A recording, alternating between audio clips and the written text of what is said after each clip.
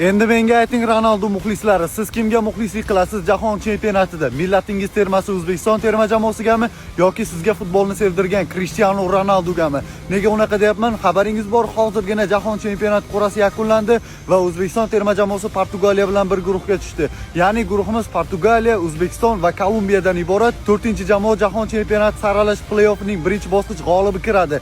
Ya'ni u yoki Zelandiya bo'ladi yoki bo'lmasa Yamayka terma jamoasi bo'ladi. Ikkovidan biri. Bunisi biroz ahamiyatsizroq. Ahamiyatlisi biz hozirgi paytda Janubiy Amerikaning eng kuchli jamoalaridan biri bo'lib turgan Kolumbiyaga qarshi o'ynaymiz. Ularning tarkibida James Rodriguez va ayni damda jahonning eng kuchli vingerlaridan bo'lib turgan Luis Diaz bor. Endi esa guruhdagi asosiy raqibimizga to'xtalamiz. Portugaliya terma jamoasi. Eslatib o'taman, bu Cristiano Ronaldoning so'nggi jahon chempionati va ular Ronaldo uchun ham butun jamoa bir bo'lib chempion bo'lishga harakat qiladi. Bo'lib ham yaqindagina vafot etgan Diogo Jota uchun. Umuman Portugaliya terma jamoasining guruhdan chiqishi uchun, jahon chempionatida chempion bo'lish uchun motivatsiyasi yetarlicha va har bir jamoa biz uchun jiddiy raqib bo'lib bormoqda. Endi menga javob bering, Ronaldo muxlislari, siz O'zbekiston terma jamoasi va Portugaliya terma jamoasi o'yinida kimga muxlislik qilasiz? Millatingiz termasi O'zbekiston terma jamoasigami yoki sizga futbolni sevdirgan, futbol deganda xayolingizga birinchi bo'lib keladigan futbolchilardan biri Cristiano Ronaldo uchun Portugaliya terma jamoasigami? Fikrlaringizni kommentariyada qoldiring va obuna bo'lishni unutmang.